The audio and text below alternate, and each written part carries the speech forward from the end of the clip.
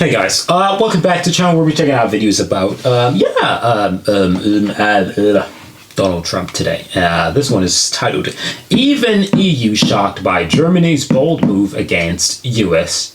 Trump didn't expect this much. I hate what's going on in the world right now. Too many political stuff are happening.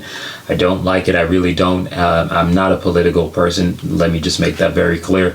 Because I just think either ways you're going to get screwed, but I don't like how I'm being screwed right now, or I don't like what's happening.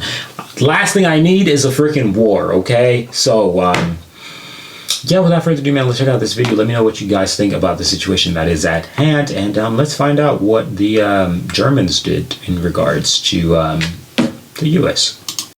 Workers at Volkswagen have launched rolling strikes in an escalating dispute at one of Germany's biggest employers.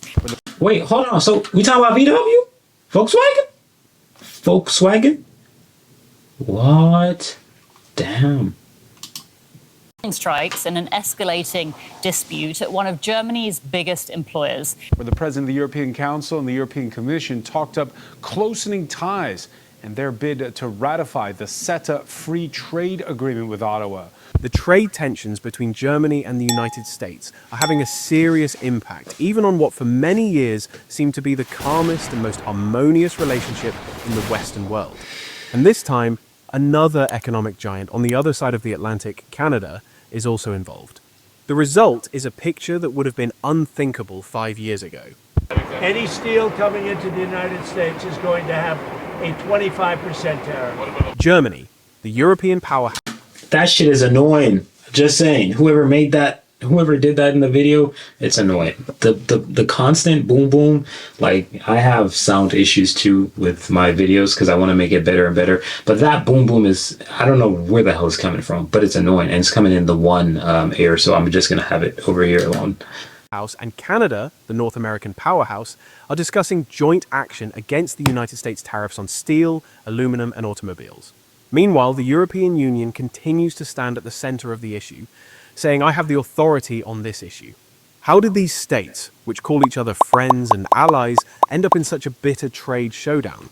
Moreover, why has Germany's possible cooperation with Canada raised eyebrows even within the European Union?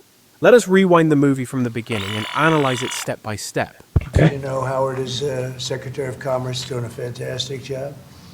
And it all started when United States President Donald Trump imposed tariffs on steel and aluminum under the slogan, "We must protect America's industries." He argued that this decision was intended to revive his country's steel and aluminum producers, seeing all trade agreements as anti-American. The result, however, came as a shock to the United States' close partners, especially Canada and the European Union. These metals are critical in a wide range of industries, such as automotive, construction, machinery, defense, and so on. Germany is one of Europe's largest steel producers. Canada has been the #1 supplier of steel and aluminum to the United States for decades. When the tariffs came into effect, both countries reacted with what they described as unfair taxes. But Trump did not stop there. He added, I could impose an additional 25% tariff on cars coming from Europe. At that moment, Germany's biggest concern surfaced. Because the automobile sector is at the heart of the German economy, BMW, Mercedes, and Volkswagen export hundreds of thousands of vehicles to the United States market every year. A tax as high as 25% would significantly increase the price of these vehicles. And they already not cheap, buddy. They not cheap. But you know what's funny? I think the big issue that we have as a population or as a society is that we never really work together to figure out a solution that benefits both sides, or a compromise, if that makes any sense. And that's the reason why we always get screwed as a population. I'm talking Earth, because we usually wait until it affects us, because Canada was the first place that was being affected, right? Canada was by themselves. Not a lot of countries are being affected by the things that are happening in the United States as yet. However, if one country gets it, the potential for the other countries to get it is very high, if that makes any sense at all. Reduce sales and leave thousands of people unemployed in Germany. So Berlin is starting to think we cannot allow this much. Trade policy is managed under the authority of Brussels within the framework of the European Union. So, if Germany wants to retaliate against the United States tariffs, it should normally wait for the European Commission's decisions. The Commission had already prepared a counter-tariff list for steel and aluminum and intended to balance the balance by imposing additional duties on some United States products, such as agricultural products and whiskey. However, the German Ministry of Economy has already signaled that we cannot rely solely on the European Union's lengthy processes. We can also take national initiatives if necessary. If the United States imposes a 25% tariff on our cars, we will immediately start retaliating with the European Union, it said. The publicized list includes many products that would shake United States exports. At this point, Germany's unilateral rhetoric prompted comments within the European Union, such as is Germany looking for a way out for itself again? But Berlin said no. So what the hell are they supposed to do? What the hell are they supposed to do? Last time I checked, if I'm a union and I'm in a union and ain't nobody else doing nothing, I'm supposed to take the bullshit because they taking the bullshit? I don't think that's how a union's supposed to be. A union is together we're working to fight against bullshit. So if I'm the only person trying to fight against the bullshit, boy, I'm gonna fight against the bullshit by my lonely. It ain't got nothing to be special. Y'all want to be special because y'all don't want to follow the rules. So ain't nothing wrong with what Germany doing, bro. Come on now. No, we are not undermining the European Union. On the contrary, we are strengthening it. But our industry is extremely sensitive. We may have to act quickly to protect it. Berlin defends itself. European Commission spokespeople are trying to calm things down by saying, yes, Germany is acting a bit too fast, but we understand the seriousness of the issue. In fact, Canada has been one of the hardest hit by the tariffs. Canada, which has a huge trade volume with the United States, has been Washington's largest supplier of steel and aluminum exports for many years. Therefore, Trump's tariffs have caused great discomfort in Ottawa. Canadian Prime Minister Justin Trudeau said, "The United States is being unfair. We will retaliate."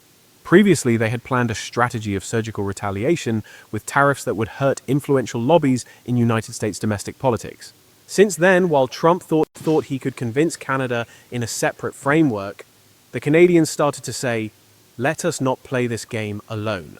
And it was at this point that the possibility emerged that Germany and Canada might jointly consider tax retaliation against the United States, because both countries have the same problem. The United States market is big, but tariffs will make their products more expensive. If they take a joint stand against this, Washington might be forced to back down more easily. After all, would the United States have to deal with the German European Union bloc and Canada at the same time?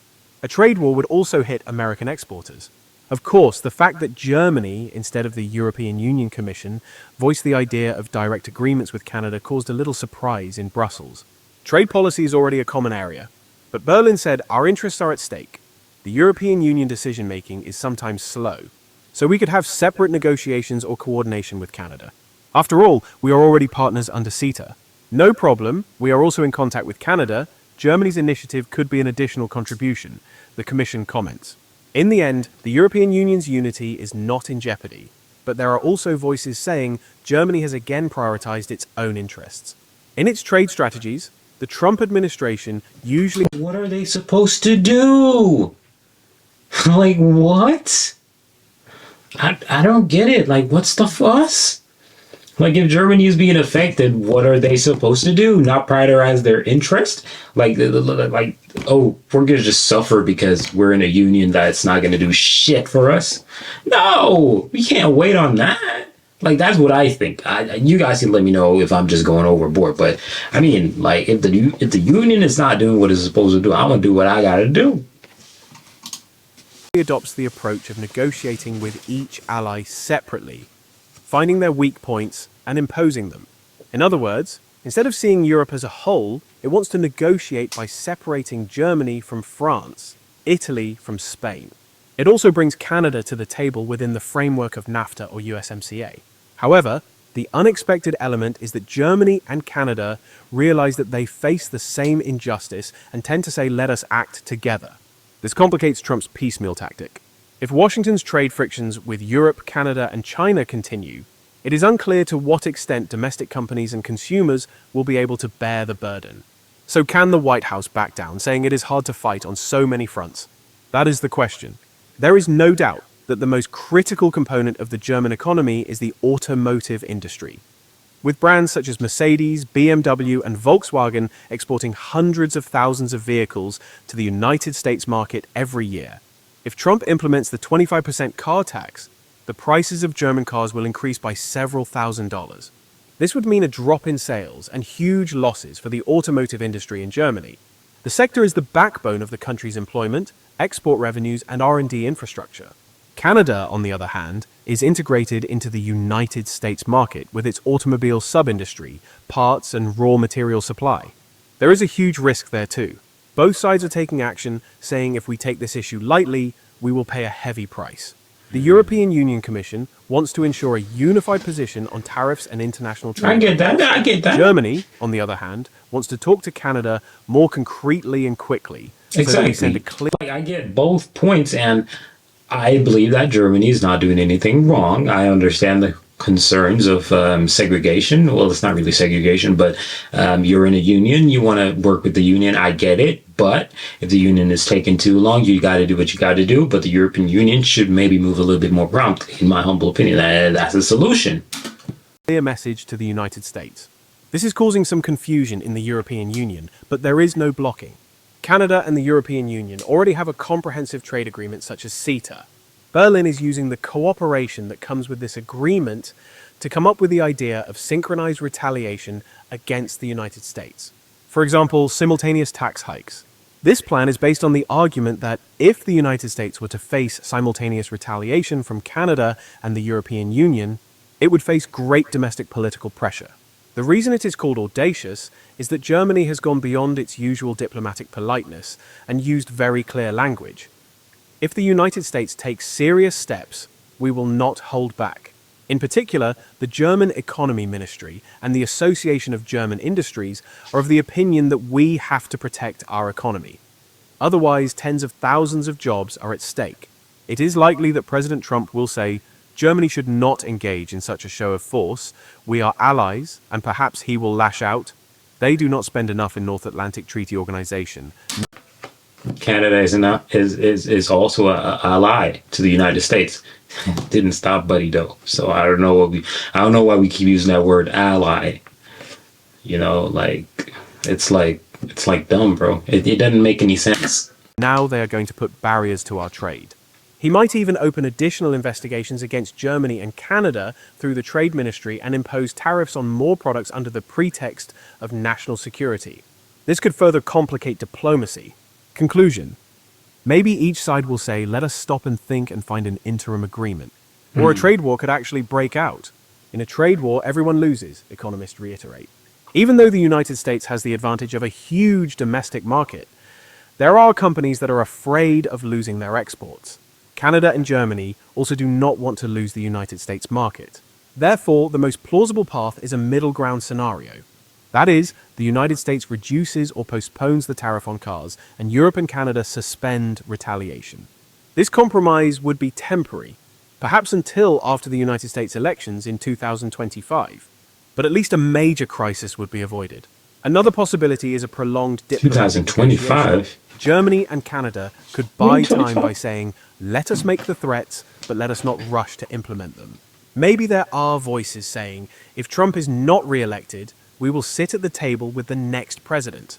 Eyes are on United States domestic politics. Yeah, I don't really know, man. He might be the next president. As weird as that may sound, he may be the next president. A lot of Americans have absolutely no issue with what's going on. Like I said, when something is not affecting you, you don't really give a shit. It's that simple, right? A lot of Americans don't really have a problem with the tariffs and so on and so forth. They have no problems with what he's doing, right? Because it's like I said, it's not affecting, right? However, a lot of Americans also wish for him to be president again, right? And that's literally just breaking the rules and the laws and the regulations, which, even if I was a political guy and I was a super Donald Trump fan or super Democratic fan, Republican, whatever it is, and I was just super political, right? I personally would not want to see this law being broken, I don't want to see it being broken where a president can serve more than 2 terms. I don't want to see it. I just don't want to see it.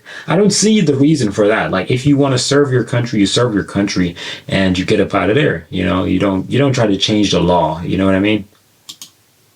In other words, it is unclear how trade policy will take shape in the United States election atmosphere. This is not just a customs issue, but also reveals the new dynamics of transatlantic relations.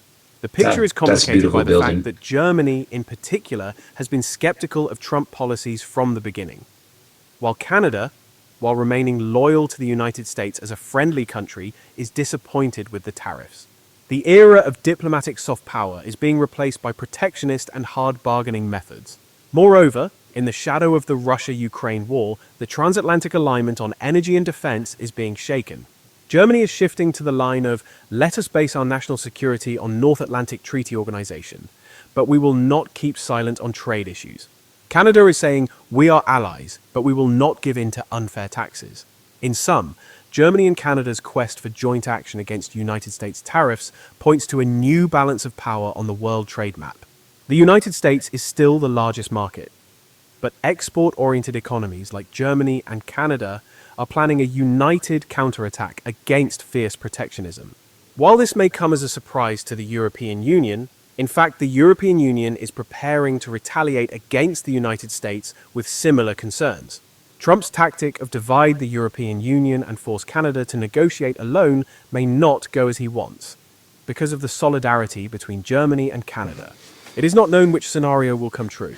Maybe Washington will find a middle ground at the last minute. Maybe a full-blown trade war will erupt. Everyone's common hope is that this conflict does not explode, but is resolved through compromise. Otherwise, economic turmoil and political tensions could rise. Some argue that the 2025 United States elections could also postpone the resolution of this issue. In short, What the hell election are you talking about? 2025? What are they talking about? What election? Am I missing something? Atlantic ties, once considered the most stable part of international trade, are being tested in ways that were never anticipated.